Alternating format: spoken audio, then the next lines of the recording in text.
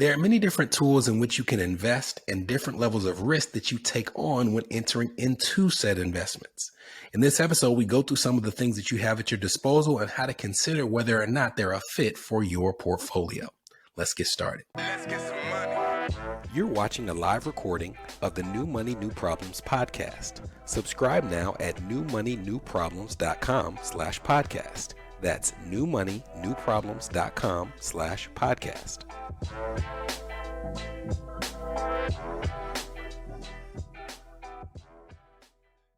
Hello, my name is Brenton Harrison of New Money, New Problems, and your host for the New Money, New Problems podcast. Over the last several episodes, we've talked about some foundational tax terms, and we also covered some of the ways that the tax return of a high income earner can affect their investments. So what I thought we'd do in this episode is go through some of those investments that you have at your disposal, talk about some terms that you may not be familiar with, and also cover how they impact not just a tax return, but also the level of total risk that you're taking on in a portfolio. And to illustrate that, I wanted to read from an article that covers something called the investment pyramid. And this is something that you see that seeks to give you an idea of the appropriate levels of risk that you take on when you enter into an investment.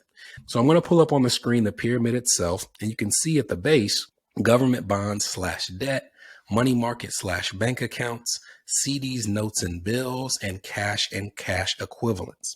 We're going to start with CDs because a CD, or certificate of deposit, is something where you are putting money with an institution and you are locking it up with that institution for 12, 18, 24 months in exchange for you receiving your principal back at the end of that period and an additional interest payment on top of it. And as interest rates have increased across the economy, I've seen clients with increasing frequency come and say, oh, I put my money into a 12-month CD or an 18-month CD, and they're telling me this after they've already done it. And if they had talked to me before, I would have told them I'm not the biggest fan of a CD for many reasons. The first is if you need to access that money before the period has expired, you pay a penalty to do so, in addition to not receiving the full interest payment. And when you talk about that penalty, you're really talking about a loss of liquidity that comes from locking your money up for that period of time. But people are enticed by what their banks offer because they say, oh, it's a 3% CD. It's higher than it's been in a number of years. And that may be true, but the CD interest rates that you receive often dwarf in comparison to what inflation is at that time. As an example, if inflation was 8% last year, it doesn't really help you to get 3% of a rate of return in a CD. But they also don't share that many of these institutions have high yield savings accounts or even money market accounts that pay a comparable rate of return, even though it may be slightly less. But a high yield savings account may be something where if a CD is offering 3%, you could find a high yield savings account that offers 2.5 without you losing the liquidity that you find when you put that money in a CD. At the base of the pyramid, you also see the first reference to bonds. And in this instance, they're referencing a government bond. We talked about this briefly in the episode on the Silicon Valley Bank collapse, but a bond is when an investor loans money to a corporation, a city, even a country, and they loan it to them for a defined period of time and a fixed or variable interest rate. And the interest rate that you receive has a lot to do with the risk that your principal will or won't be repaid. So the reason that government debt is at the base of this pyramid is if I buy a government bond for, say, 10 years, the risk that the government can't repay my principal at the end of that period is slim to none. Now let's go to the middle of the pyramid where you see your first reference to real estate. You see equity mutual funds. You see large/small cap stocks. You see high income bonds and debt. And high income bonds would be an example of, instead of you giving money to the U.S. government as a loan, maybe you're loaning it to a corporation, and that corporation's finances are not as secure as the U.S. government. So because of that increased risk to your principal, they have to pay you a higher rate of return to compensate you for locking your money up in that debt instrument. When it comes to equities, those are things like stocks. So let's cover what a stock is. A stock is when you buy ownership in a company by buying their shares. And when you buy that share, you're also buying a percentage of ownership based on the value of outstanding shares. As an example, if I have a company that's worth $1,000 and I have 10 shares of stock, Each of those shares is worth $100, but it also represents 10% ownership in my company. So if a person buys 2 shares, it's worth $200. They're also 20% owner, and they're hoping that the value of my company increases.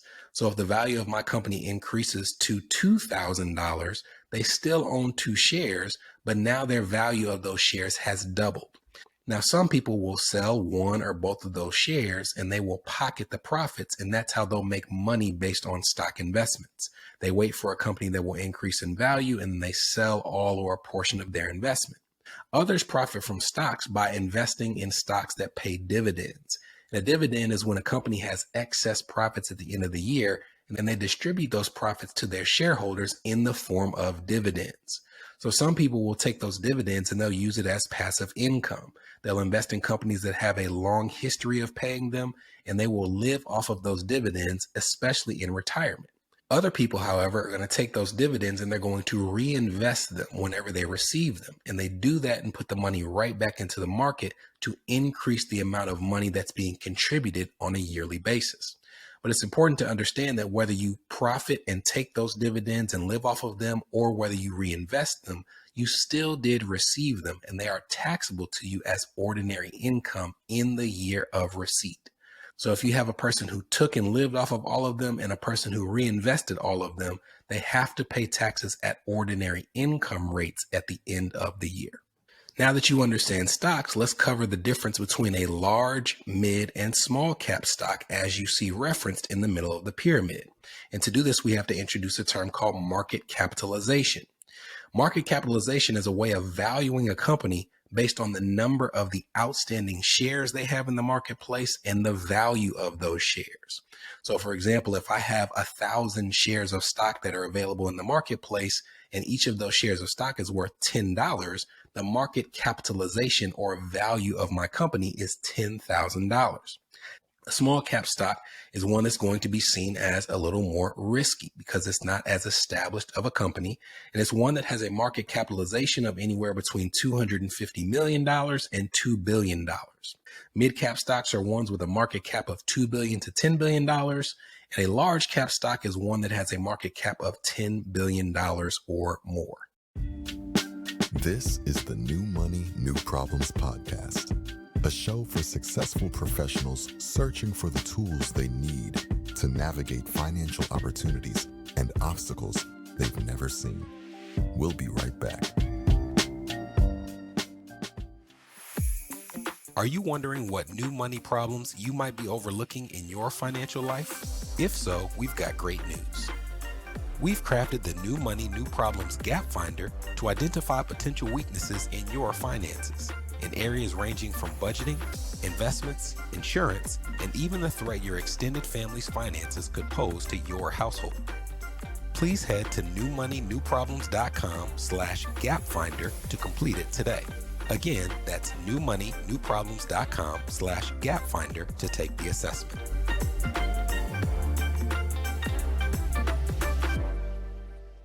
You're listening to the New Money, New Problems podcast. Subscribe now at newmoneynewproblems.com. Welcome back. So we've covered bonds, we've covered stocks, and now we can cover mutual funds. Because unlike a bond where you're lending money to an institution, unlike a stock where you're buying ownership, a mutual fund is when you put your money in a pool of investments with other investors, and that money is invested in a basket of securities that could include stocks and or bonds. So you have bond mutual funds, you have equity mutual funds, you have things like index funds where instead of paying a team of people to choose your investments, you're just tracking a certain segment of the market. So for example, there are indices like the S&P 500 that invest in the 500 companies on the US stock exchange with the biggest market capitalization. You also have managed funds, which are a team of investors who are deciding in which companies they will or won't invest on a given year. And you even have exchange traded funds. And exchange traded funds mirror the activity of a mutual fund and also a stock. And the reason I say that is because like a mutual fund or an index fund, there are tons of companies that exist in an exchange traded fund. But when you have a mutual fund, you cannot buy into or sell out of that fund while the market is open. So if you try to buy into or sell out of a fund based on the price you see in the middle of the day, you can press submit on that order all you want to, but it's not going to be filled until the market closes. With an exchange traded fund, however, you will see similar investments to what you'd find in a mutual fund, but it can be traded throughout the day like what you would find in a stock. So it's something that you see not only for more active investors, but also one that you see utilized by investment managers who want broad diversification for their clients, but are also looking to be able to make moves while the market is open based on how the market is moving. So that's one reason why people would use an exchange traded fund. But you also see this with investors who use exchange traded funds and index funds instead of using managed mutual funds because they believe that in the long term, there's not a manager that can beat the market. So they would rather just track a portion of the market and let it do what it does than pay a higher fee for a team of professionals to get them a return that they feel in the long run will dwarf in comparison to the natural movement of the market. You also see people who use these funds for tax purposes because with managed mutual funds, the activity that those managers take throughout the year can lead to taxable investment income, in some cases, even when the fund itself actually had a loss for the year.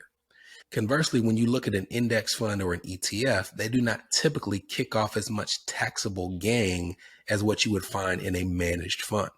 And this taxable element is an important concern, not just for mutual funds, because you see this risk and reward even with things like the government bonds that we talked about, because you have high income earning taxpayers where it's not just the return, it's what is the result of that return in terms of their taxable investment income. And those considerations can dictate in which they invest. Let's say that I live in New York City and I buy a municipal bond from the city of New York. Well, that bond could be what's considered tax exempt, meaning that because I live in the locale of the bond I purchased, I'm exempt from paying federal tax, state tax, and municipal tax. And when evaluating the taxable bond versus the tax exempt bond, there's a term called the tax equivalent yield, which means even though I'm receiving lower interest on the municipal bond, if I compare it to what I get after taxes from the corporate bond, there's a break even where it makes more sense to use the municipal bond, even though it's technically giving me a lower rate of return. This is an example of how the return and the taxation can marry together to influence the investment decisions of a high income earner. You also see a reference to real estate. And it might be easy to assume that that simply means you bought an investment property, but it doesn't have to be real estate that you own directly. It could be real estate in the form of something like a REIT or a real estate investment trust. A real estate investment trust is when you pool your money with other investors and the managers of that REIT invested in properties either directly or through its debt components. But regardless of the ones you choose, many people choose REITs because they are passive income vehicles. You see, REITs have to distribute at least 90% of their income to their investors throughout each year. So you have those who will participate in these REITs to get that passive income, but they should only do so with the understanding that while it does produce that income, said income is also taxable as ordinary income in the year it's received. So a knowing investor would put money into that option, understanding that they're going to have to pay income taxes on whatever they receive. But you also have unknowing investors who will have significant exposures to REITs, either directly or as a part of their investments in other areas, without understanding that it is helping increase their taxable burden from year to year. And lastly, we'll spend the smallest amount of time on the riskiest investments at the top of the pyramid. At the top of the pyramid, you see things like options, futures, and collectibles. I don't want to spend a lot of time here because I would say that for the overwhelming majority of investors, they have no reason being at the top of this pyramid because, as we've covered, you may not be in a position where you can afford to risk the money that you would put at the top of this pyramid. But for things like options, you're really talking about a speculative form of investment that gives you the ability to buy a stock or sell a stock at a predetermined price. So for example, when you talk about a stock option, you're really talking about a contract that gives you the ability to buy or sell a stock at those predetermined prices. And when you enter into those options contracts, you're getting an option to buy or sell 100 shares of stock at a time. So it's not just the value of the stock that you're dealing with, it's also the value of the options contract itself. So there are different types of options called put options and call options. A call option is when you are betting that a company's value will increase over time and you are buying the right to purchase shares of that company at a discount to its future price. And a put option is the exact opposite. It's when you're thinking that the value of that company will decrease and you'll be able to sell those shares for more than its current market price. Now, I'll tell you, the only reason I'm even explaining why these options contracts work is not because I'm recommending that you do them, but so that I can illustrate how you can lose 100% of your investment in an options contract, which is why you need to be careful. Because if you have that options contract that allows you to sell it at $70 per share, it's only for a certain period of time. Well, if the value of that company goes below $70, it's what's called in the money. It means that you are holding an options contract that you can exercise at a profit. But let's say that the value of those company shares never goes below 70. Maybe it never goes below 100.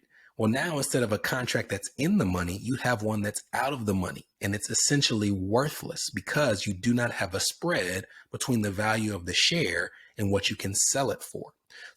That's it. A broad overview of different investments at various levels of the investment pyramid. Maybe this introduced you to or increased your familiarity with a certain type of investment and you want to do more research. If you haven't already, please remember to join our email list and let us know what episodes you want to see in the future. And whatever you submit just might be the next thing you hear on the New Money, New Problems podcast. See you soon. From New Money, New Problems, this was the New Money, New Problems podcast, a show for successful professionals searching for the tools they need to navigate financial opportunities and obstacles they've never seen.